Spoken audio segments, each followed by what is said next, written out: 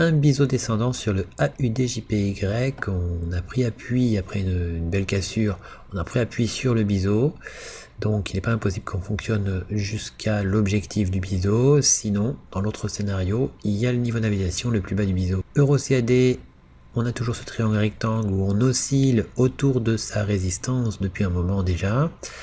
Qu'est-ce qui va se passer? On avait repéré que la cassure en elle-même était une épaule tête-épaule avec une incursion sur la ligne du coup, mais quand même un point, 2 points, 3 points. On a eu la cassure, voilà, 1 point, 2 points, 3 points, cassure ici. Mais c'est une cassure très timide, finalement on repart au-dessus de la résistance du triangle et on tente de prendre appui dessus. On va voir un petit peu ce qui va se passer.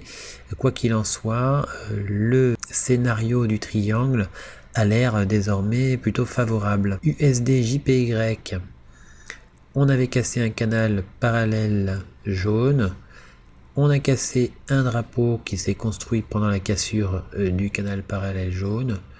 Pour l'instant, notre scénario est plutôt de valider le drapeau progressivement, même si on est revenu sous le canal, on reste dans le scénario du drapeau avec son plus haut comme objectif, l'objectif H ici à 137,656. Et pour vraiment, si on devait poursuivre la forte tendance haussière sur USD-JPY, eh bien il y a le bas du drapeau à 139,447. GBP-USD, le triangle rectangle a poursuivi, a hésité autour de sa cassure, jusqu'à une cassure plus franche ici avec un arrondi quand même notoire. Possible qu'on reprenne appui sur le triangle rectangle.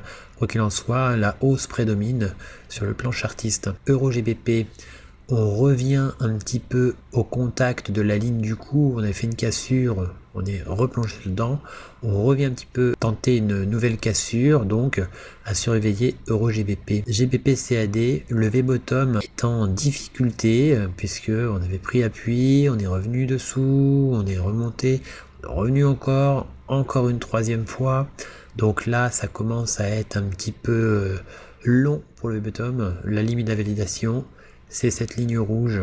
NZD, USD, le triangle symétrique très bien représenté, qui avait cassé, hésite maintenant un petit peu, on forme peut-être une sorte de drapeau. Un drapeau que l'on peut voir ici, donc entre cette ligne et cette ligne parallèle. Donc à voir, est-ce qu'il s'agit d'une pause pour reprendre la tendance baissière et donc valider ce triangle symétrique. Quoi qu'il en soit, la limite de la validation de triangle symétrique n'est pas très loin. AUD, USD, le triangle symétrique très bien représenté aussi avec un point, 2 points, 3 points. Pareil, donc un point, 2 points, un troisième point à la dernière seconde. Hop, petite boucle cassure. Et là, on hésite. Ce qui est à noter, c'est qu'il y a un biseau qui s'est formé avec plusieurs points en dessous, une petite incursion ici. Sa limite de la validation à ce biseau se trouve être la ligne rouge. Si on croit toujours au triangle symétrique, et bien effectivement, on a eu la cassure du biseau avec un point, 2 points, un troisième point à la dernière minute, et cassure ici. Par contre, c'est un biseau qui casse plutôt proche de la pointe quand même, et c'est pas favorable pour les biseaux. Donc il y a une hésitation clairement sur les paires en USD et il va falloir être patient. Quoi qu'il en soit, on est coincé entre deux niveaux d'invalidation de figures chartistes. Le AUD-USD, on le voit en daily, il y a des chances qu'on vienne quand même rejoindre le support ici. On se précipite à la baisse, donc on reste sur le AUD-USD, sur une prédominance de la baisse. Euro-dollar, on avait donc toujours la parité, c'est-à-dire 1 euro pour 1 dollar qui est pas loin, donc 1,0000. Et on avait un triangle symétrique donc en weekly qui avait cassé, et puis il y a une hésitation depuis qu'on a rencontré ce plus bas qu'on n'a pas réussi vraiment à atteindre la frôler. Si on zoome en H1, on s'aperçoit que donc on a un triangle symétrique numéro 1 qui avait cassé ici, qui a hésité, qui est venu proche de sa limite d'invalidation à la ligne rouge ici en bas, et qui finalement oscille encore avec des difficultés à franchir ce niveau. Une première fois, une deuxième fois, et là donc on hésite toujours. Donc il n'est pas impossible que finalement ça se transforme en une figure baissière, mais quoi qu'il en soit, le deuxième triangle symétrique qui s'est formé a cassé à la hausse. Le point ici n'était pas très précis, mais le throwback, le retour dessus est assez précis pour qu'on puisse confirmer à partir de maintenant effectivement plus facilement le triangle triangle symétrique. Quoi qu'il en soit, les barrières représentées par les lignes jaunes restent des barrières. Pas impossible que si on casse la ligne du support ici, eh bien on soit dans un biseau. Voilà, donc il y a vraiment une hésitation sur les paires en dollars. Soit on est dans ce biseau, soit c'est le triangle qui prédomine. À surveiller sur le dollar, hésitation notoire. Nous on croit toujours au premier triangle symétrique, le triangle symétrique numéro 1, le vert. Sur le CAC 40, eh bien on a toujours ce biseau descendant. On est venu atteindre la zone du gap ici entre ces deux lignes grises et c'est un obstacle notoire à ne pas négliger.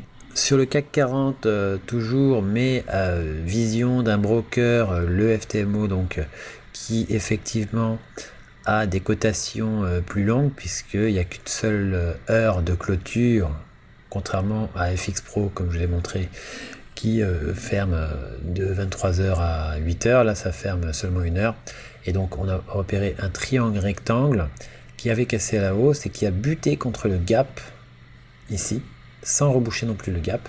Donc un niveau de résistance notoire, ce gap ici, qui était un gap de continuation de tendance baissière et qui du coup joue son rôle de résistance solide. Attention à ce niveau de gap, il est possible que la position en cours soit clôturée dans ces alentours. Attention. Sur le WTI, le double bottom est toujours en action, même si on est bien rentré à l'intérieur, on avait ce niveau qui nous questionnait et qui était un niveau sur lequel il pouvait y avoir un rebond. Il y a une tentative de rebond déjà assez marquée, donc à surveiller et prudence aux abords de la ligne du coup du double bottom. GBP NZD, une cassure ici qu'on avait considéré comme une fausse cassure potentielle, mais attention sur les paires en GBP.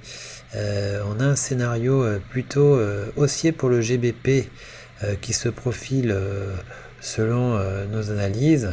Il y a plusieurs configurations qui hésitent à casser à la hausse. Il va falloir être prudent sur le GBP, même si souvent il peut y avoir dans une tendance baissière formation d'une fausse cassure haussière avant une cassure baissière. Ce n'est pas toujours le cas et là on pense qu'il peut y avoir une récupération, finalement une recassure. Prudence et attendons un petit peu sur le GBP. Le CAD CHF, pas de changement, on est quand même en weekly de toute façon, toujours autour de la ligne du coup. USD CAD, pas de changement, on avait buté sur ce plus haut, on tente de revenir sur le triangle symétrique. GBP JPY, toujours en cours en direction du premier objectif de ce triangle rectangle weekly. NZD JPY, c'est pareil, il y a un biseau descendant par contre, donc voilà, toujours en cours vers l'objectif. NZD CAD, on est toujours en train de réaliser éventuellement les objectifs de l'épaule tête épaule. Euro JPY, le V-bottom avait buté sur un plus haut, on voit ici ce plus haut, et finalement on était ensuite retourné sous la ligne du coup et on se rapproche de la ligne du coup, on l'a touché même. Prudence, hein, l'obstacle de la ligne bleue est quand même significative. Cela dit, si elle était cassée, eh bien ça formerait un triangle rectangle. Donc triangle rectangle à surveiller potentiellement sur l'euro JPY si on obtenait la cassure du niveau au-dessus. Euro CHF, eh bien toujours en cours depuis le double top ici qui avait cassé, qui a vu sa ligne du coup cassée.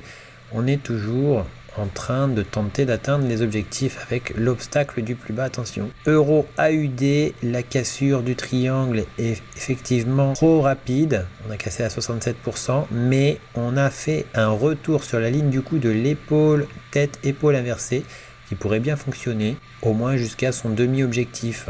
Le Nasdaq, eh bien, on avait un double top de continuation de tendance baissière. Sa ligne du coup, ce niveau, son plus bas ici, avait été reprécisé ici et donc après la cassure, hein, le bas de cassure a créé une hésitation, le bas de cassure qui était aussi le niveau d'invalidation d'un biseau descendant où on avait 1 point, 2 points, 3 points cassure rapide. Ce biseau descendant est venu se faire invalider, mais on a réintégré son niveau d'invalidation. Prudence, un retournement n'est pas à exclure du tout, un retournement plus marqué encore pourrait se produire. Sinon, le double top de continuation de tendance, eh bien, a un objectif plus bas. On s'en éloigne actuellement. AUD CHF, ben, en daily, on a toujours cette épaule tête-épaule inversée qui avait cassé. On avait pris appui sur sa ligne du coup sans l'invalider, mais on se rapproche du niveau d'invalidation. On verra par la suite. Pour l'instant, il n'y a pas vraiment grand chose en plus petite périodicité. Gold Weekly, un énorme rounding bottom s'était formé, on l'avait cassé. Et puis on a repéré le niveau du haut de cassure une deuxième fois ici. Il semble qu'on forme une sorte de triangle rectangle qui demande un petit peu des précisions supplémentaires. En daily, on retrouve la ligne du triangle rectangle avec un point, incursion, 2 points, 3 points. Au-dessus, le plat. Et en même temps, on a une épaule, tête en deux temps, épaule, droite, ici, cassure, retour sur la ligne du cou. Ça hésite toujours. En H4, l'élargissement symétrique est toujours en cours. Il y a une cassure baissière, mais on hésite toujours au contact du support de la figure. Est-ce qu'on va recasser ou est-ce qu'on va repartir à la hausse? Il y a beaucoup d'hésitation sur le gold actuellement. GBP USD, eh bien, on est toujours autour du pullback en monthly. Donc on peut attendre autour de cette zone la formation de quelque chose. On va surveiller ça. On vous tiendra au courant bien sûr sur le GBP USD. GBP CHF, on a la sensation, d'après nos analyses, qu'il puisse y avoir dans cette zone une fausse cassure de ce support vert, mais ce n'est pas fait, donc il va falloir surveiller, sachant que nous avons le niveau d'invalidation d'un triangle symétrique ici en rouge, un ancien triangle symétrique, on avait cassé, fait un throwback au-dessus, un retour sur la figure, sur la résistance de la figure ici, et on s'était arrêté avant le premier objectif majeur, donc le plus haut du triangle. Possible que l'on reprenne et que le triangle symétrique résiste, mais ce n'est qu'une hypothèse. Voilà, pour découvrir les nouvelles figures chartistes et les nouvelles figures harmoniques du moment, vous allez sur Analyse VIP sur le site internet. Vous pouvez mettre l'application avec le code d'invitation pour effectivement recevoir les notifications directement, donc les nouvelles figures dès qu'elles sont postées dans le forum correspondant. Voilà, donc maintenant c'est gratuit, il suffit de cliquer sur s'abonner ici sur ce site. Quand vous êtes membre du site, pour être membre c'est gratuit, il suffit de cliquer sur connecter ou vous cliquez sur s'abonner et puis vous mettez s'inscrire. Voilà, votre mail, un mot de passe, vous marquez que vous n'êtes pas un robot, vous inscrivez et puis vous recevrez donc les notifications sur votre téléphone par mail si vous avez votre mail dans votre téléphone comme souvent, et puis par l'application aussi, comme quoi il y a une nouvelle figure qui a été découverte et qui a été postée. Voilà. Pour ce qui est des configurations de niveau expert, c'est ouvert à l'achat seulement pour les personnes qui ont fait la formation expert et qui ont donc la possibilité d'accéder à cet abonnement. Voilà, vous avez aussi sur Twitter effectivement les nouveaux posts qui seront désormais postés. Alors pas forcément tous sur Twitter, donc je vous conseille de vous abonner sur les analyses VIP. À bientôt.